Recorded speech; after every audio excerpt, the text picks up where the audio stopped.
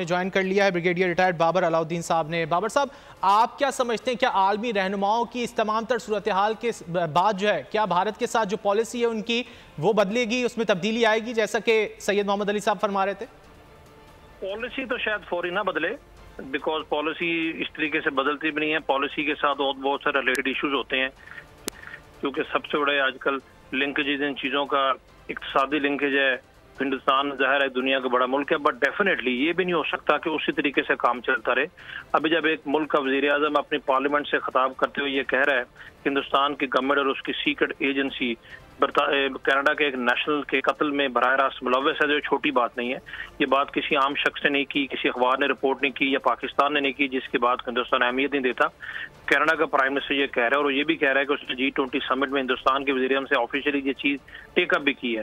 ज़ाहिर है कनाडा के अंदर सिख बड़ी इंपॉर्टेंट कम्युनिटी है। हिंदुस्तान के पंजाब के बाद दुनिया के किसी हिस्से में सबसे बड़ी कॉन्सेंट्रेशन सिखों की कनाडा में भी है।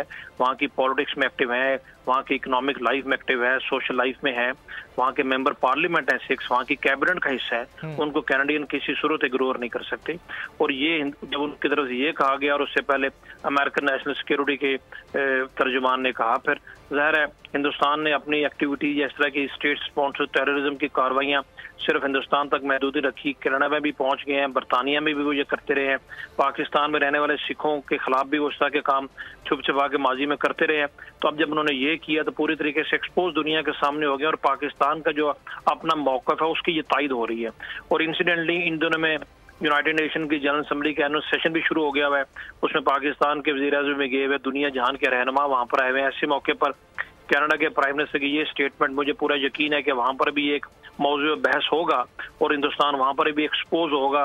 मुख्तलिफ रहनुमा और कोई करे ना करे पाकिस्तान के प्राइम मिनिस्टर डेफिनेटली इसका जिक्र करेंगे और उस हिंदुस्तान पे प्रेशर बहरहाल आएगा।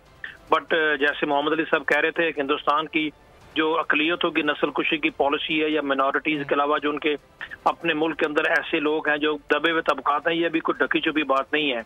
इंडिया के अंदर देख लें, मुसलमान हों, क्रिश्चियंस हों, सिख हों, या उनके अपने अंदर जो with in the Hindu society जो जिनको हम शूद्र कहते हैं, अनटचेबल्स हैं, उनके खिलाफ उनकी एक्टिविटीज़ कार्रवाइयाँ हों, ये सबके सामने है। वो सिर्फ मतलब सिखों के खिलाफ नहीं है। आप देखें हिंदुस्तान में जो पिछले कुछ अरसे से हमें मुख्तलिफ चीज़ें रिपोर्ट होती हैं, चाहे वो मणिपुर है, झारखंड है, उत्तराखंड है, यूपी है, या इंडियन पंजाब है, ऑक्युपाइड कश्मीर तो है ही है। इन इलाकों में जिस तरह की भी ये जालिमाना कार्रवाइयाँ कर रहे हैं, वहाँ तो छुपा सकते हैं, बट अभी जब इंडिया से बाहर जा तो एक्सपोज हुए हैं, तो डेफिनेटली इंडिया बैकफुट पे तो इससे आया है। बिकॉज हम जब कहते रहे हैं तो हमें वो रवायती दुश्मनी का नाम दे के एक प्रोपेगेंडा के तौर पे काउंटर कर लेते हैं, बट दूसरा को कह रहे हैं एक्सपोज होती जा रही हैं और भारत को आलमी सतह पर अब सुबकी का सामना करना पड़ रहा है। हमारे साथ ब्रिगेडियर रिटायर्ड बाबर अलाउद्दीन साहब और दिफाई तजियाकार सैयद मोहम्मद अली साहब मौजूद थे। आप दोनों का बहुत शुक्रिया। सब्सक्राइब करें और बेल दबाएं ताकि कोई खबर रह न जाए।